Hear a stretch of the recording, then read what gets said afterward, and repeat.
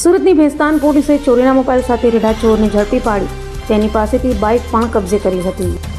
સુરતમાં વધી રહેલી ચોરીની ઘટના વચ્ચે સુરત પોલીસ કમિશનર અનુપમસિંહ ગેહલોત, અધિક પોલીસ કમિશનર, નાયબ પોલીસ કમિશનર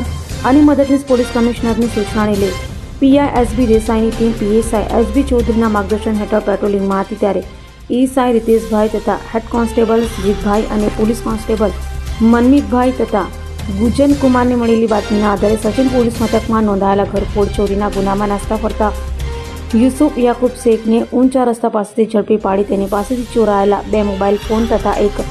બાઇક મળી 78,000નો મુદ્દામાલ કબજે કરી તેની વિરુદ્ધ કાયદેસરની કાર્યવાહી હાથ ધરી હતી.